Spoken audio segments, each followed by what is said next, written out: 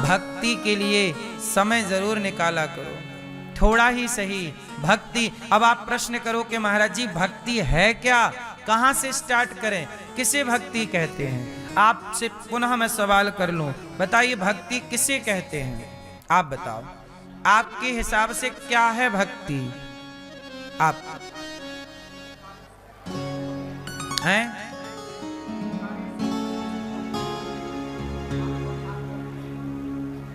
कोई काम शुरू करने से पहले याद, फिर शुरू हो जाए फिर याद करने की जरूरत नहीं है। ठीक है, भक्ति क्या है आपके हिसाब से? परिभाषित करो भक्ति को।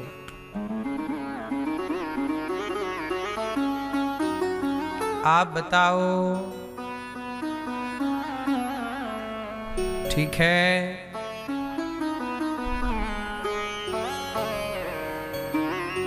अपने काम को भगवान के हवाले कर दो, भक्ति। ठीक है, आप बताओ। हमेशा भगवान को चित्त में बसाओ। आप बताओ मैया, भक्ति क्या है? भक्ति की परिभाषा है? सुनो, आप सबने सही कहा। पीली मैया क्या कह रही हैं? बैठो बैठो, खड़े ना हो मेरी माँ। प्रेम, प्रेम, सेवा, समर्पण 3 गिना दिए मैया ने। कुछ तो लगेगा, डंडा मारो कहीं तो लगेगा।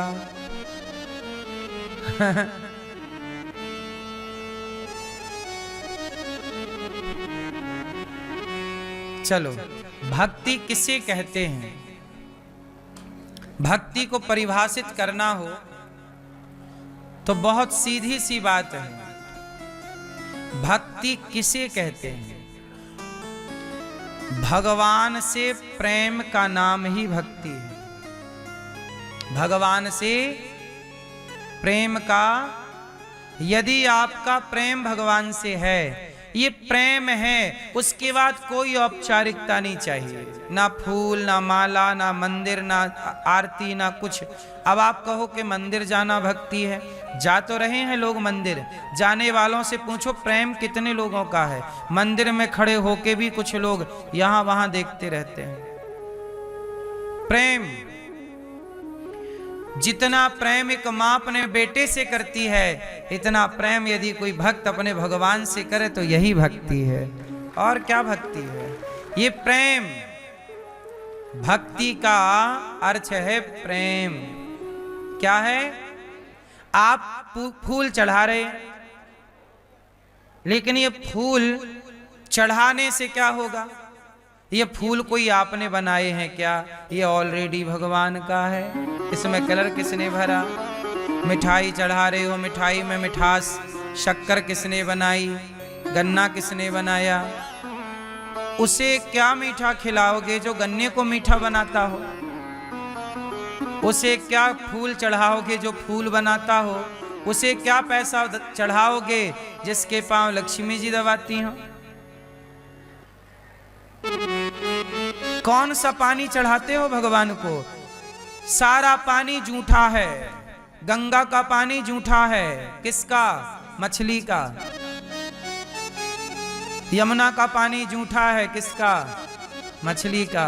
समुद्र का पानी जूठा है। किसका? भगवान को क्या पानी चढ़ाते हो? चढ़ाना है तो नेत्रों का जल चढ़ाओ प्रेम से भगवान के चरणों में। पत्रम पुष्पम फलम तोयम यो में भक्त्या प्रयच्छति। भगवान को क्या चाहिए? पत्रम, कौन सा पत्ता?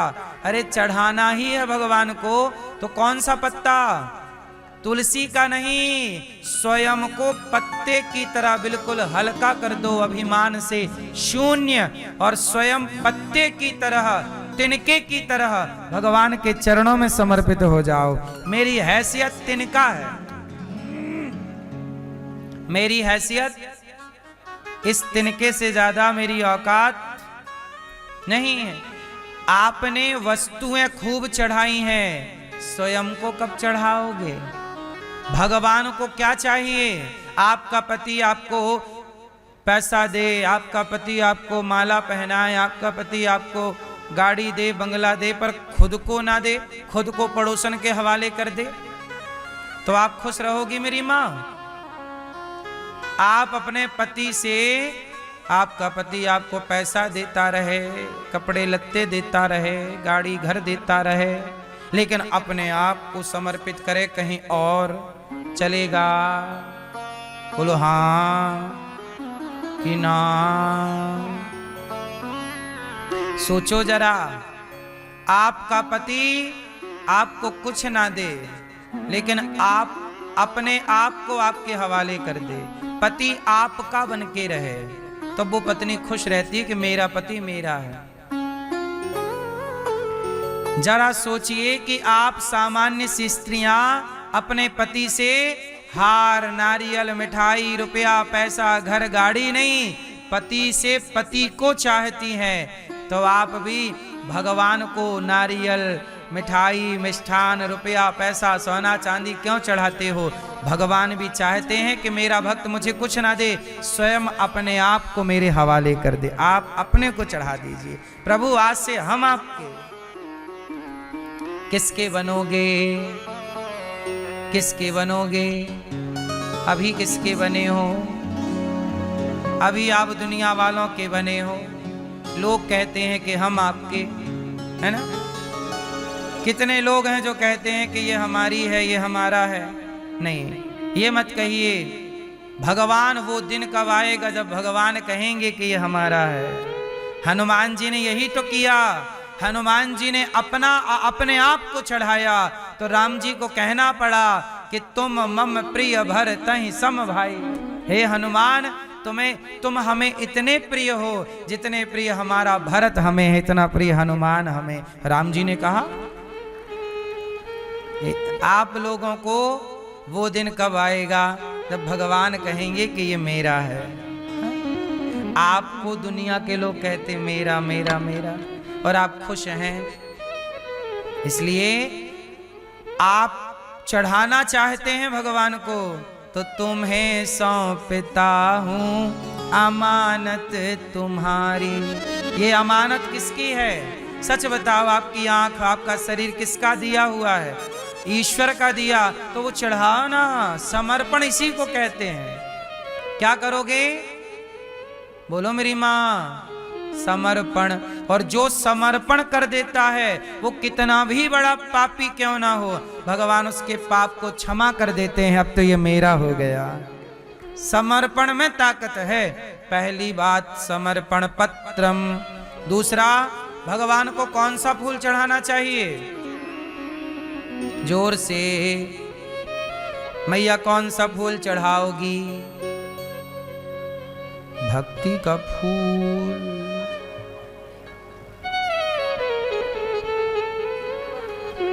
समर्पण की बात हमने कर दी, पत्रम में पुष्पम की बात करो।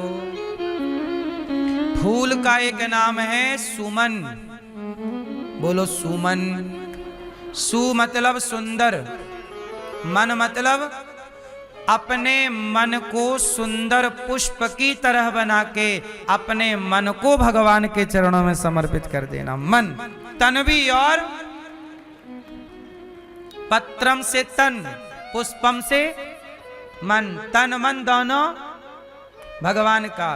कौन सा? आप लोग ये वाला फूल चढ़ाते हो भगवान को, ये पुष्प चढ़ा दिए। ये पुष्प नहीं, सुमन चढ़ाओ, सुंदर मन। मन ही पुष्प है, मन के पुष्प को चढ़ाओ। हाँ, है ना? इसलिए मेरी मां, पत्रम पुष्पम।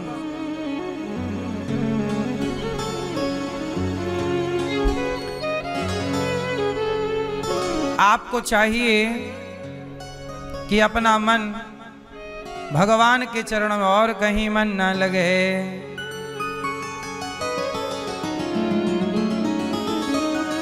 तीसरा, पत्रम पुष्पम फलम। फलम तोयम फल कौन सा भगवान को चढ़ाना चाहिए, जरा बताओ मेरी माँ।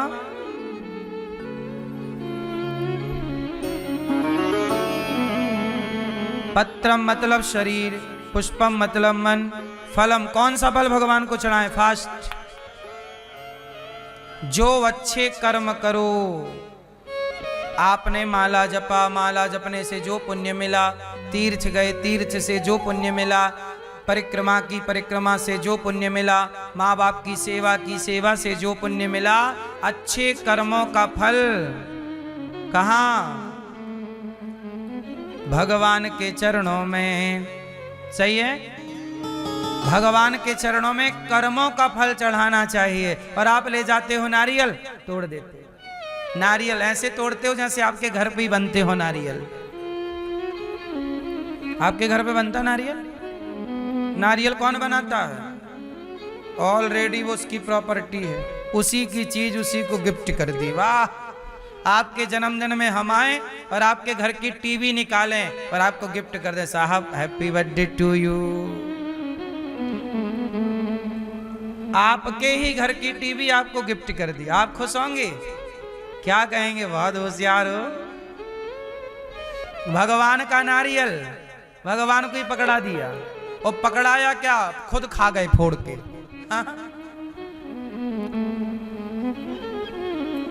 खुद खा गए और बोल रहे हैं कि भगवान अब नारियल चढ़ा दिया है, अब हमारा काम हो जाना चाहिए। ऐसे बात कर रहे हैं भगवान से जैसे भगवान इनके नौकर हों कि काम कर दो हमारा, नहीं करोगे तो कट्टी। पत्रम पुष्पम फलम तोयम, कौन सा जल चढ़ाना चाहिए भगवान को? कौन सा मेरी माँ? संसार का हर जल जूठा है, मछली का, इसलिए चढ़ाना है तो नेत्रों का जल। अच्छा एक बात बताओ, ये आंखों में पानी काहे निकलता है आंखों से? तो यहाँ कोई टंकी वंकी है क्या मैया? वहां से फिर ओवरलोड हो जाती है तो छलकता रहता है। चलो बताओ, ये पानी कहां से आता है आंखों का? है आंखों के अगल बगल कोई टंकी है क्या? है? सोचो, आंखों से पानी निकलता है। ये पानी नहीं है साहब, ये भीतर का भाव है। ये भीतर का जो भाव है, वह भाव कभी सुख बनकर कभी दुख बनकर निकलता है। कभी जब आप जगत के लिए रोते हैं, बेटे के लिए, परिवार के लिए, पैसे के लिए, तो वो आंसू कीचड़ हो जाता है। लेकिन जब वही आंसू भगवान की याद में रोते हो ना आप, तो वह आंसू एक एक आंसू मोती बनकर के ईश्वर के चरणों में चढ़ जाता है कि भक्त हमारे लिए रो रहा है। इसलिए मेरी माँ, कभी फुर्सत निकाल कर भगवान को याद कीजिएगा, और इतना याद कीजिएगा, इतना स्मरण कीजिएगा, भगवान से इतना प्रेम हो कि प्रेम में आंखों से अश्रुपात होने लग जाए। जब भगवान कृष्ण गोपियों को छोड़कर गए तो गोपियां भगवान की याद में बहुत रोई। क्या करती बेचारी, क्या करती? रो ही तो सकती हैं। छोटा सा बच्चा बिस्तर से गिर जाए जमीन पर, माँ अपने साथ सुलाती है बच्चे को, पर बच्चा बिस्तर से नीचे गिर जाता है कई बार, और गिर जाए तो बच्चा खुद से तो चढ़ नहीं सकता, छोटा है ना, 2-5 महीने का, अपने से बिस्तर पर चढ़ नहीं सकता। तो बच्चे के पास ले दे के केवल एक काम है, रोता है। क्या करता है? और जब रोता है तो उसकी माँ कहीं भी होगी, आकर के उसे हृदय से लगाती है। आपके पास क्या, आपके पास ज्ञान है बताइए? कितना आप पढ़े लिखे हो? कौन सी स्तुति करके ईश्वर को रिझाना चाहते हो? कौन सा ज्ञान है आपके पास? ज्ञान से मिलते भगवान तो रावण जैसे ज्ञानी को समझ में ना जाते। राम सामने खड़े थे, पर रावण जैसा ज्ञानी राम को पहचान ना पाया। जब रावण की समझ में राम नहीं आए तो आप कितना पढ़े हो? भगवान शिव की पत्नी माता सती, सती की समझ में राम नहीं आए, तुम कितना जानते हो। ब्रह्मा, ब्रह्मा कितने बड़े हैं, वे ब्रह्मा तो सृष्टि बनाते हैं, वो ब्रह्मा की समझ में कृष्ण नहीं आए, परीक्षा लेने आ गए थे, ग्वाल वाल चुरा के चले गए, भगवान के बछड़े चुरा करके ले गए। ब्रह्मा की समझ में जो नहीं आया, माता सती की समझ में नहीं आए। इंद्र, इंद्र तो देवताओं के राजा हैं, वो राजा इंद्र ने भगवान कृष्ण को डुबाने के लिए, ब्रजमंडल को डुबाने के लिए मूसलाधार पानी बरसाया, तब भगवान को गोवर्धन उठाना पड़ा। जरा सोच लो, इंद्र की समझ में जो नहीं आए, ब्रह्मा की समझ में जो नहीं आए, माता सती की समझ में जो नहीं आए, रावण की समझ में जो नहीं आए, वो हमारी और आपकी समझ में कितना आएंगे। जब कृपा करेंगे वो तो समझ पाओगे, नहीं कृपा करेंगे तो वो भगवान समझ में आए, इसकी गारंटी नहीं है। इसलिए भगवान को प्रेम से रो करके, छोटा बच्चा कुछ नहीं कर सकता, केवल रो सकता है। आप भी भगवान की याद में रो सकते हैं, समय निकालिए, भगवान से प्रेम कीजिए, चिंतन की। इसलिए भक्ति क्या है, काम करिए, बिजनेस करिए, व्यापार बिंदास करिए, पर कार्य करते हुए ये याद रखिए कि ये जगत हमारा नहीं है, जगन्नाथ हमारे। एक बात बताओ, काम वाली बाई आपके घर आती है काम करने, आपके बच्चे को नहलाती है, तेल मालिश करती है, सब कुछ करती है, आपके बच्चे को इतना बढ़िया सजाती संवारती है, ऐसा लगता है कि यही इसकी माँ है। जब आपके बेटे को वह तेल मालिश करती है तो क्या वह काम वाली बाई ये सोचती है कि ये बच्चा मेरा है? उत्तर दो। वो ये जानती है कि ये बच्चा मेरा नहीं है, मेरा बच्चा तो घर पे है, मैं तो यहां काम कर रही हूं। आपके बेटे को नहलाएगी, धुलाएगी, दवाई देगी, सब करेगी, पर वो भीतर से ये मानेगी कि ये मेरा। कर तो ऐसे रही है कि देखने से ऐसा लगेगा ये इसी का बच्चा है, माँ की तरह लाड़ लड़ा रही है, पर भीतर से ये जानती है कि ये मेरा। ऐसे संसार में रहो, अच्छे से रहो, बिंदास रहो, पर भीतर से ये जान लो कि आप यहाँ के नहीं हैं और ये लोग अपने नहीं हैं। अपने तो भगवान, मेरे तो गिरधर गोपाल, दूसरों ना कोई। रहो यहाँ, व्यवहार यहाँ के लोगों से करो, पर भीतर से ये जान लो कि ये मेरे भगवान अपने हैं। भगवान से बढ़कर अपना संसार के हर रिश्ते को निभाना है, ईमानदारी से निभाना है।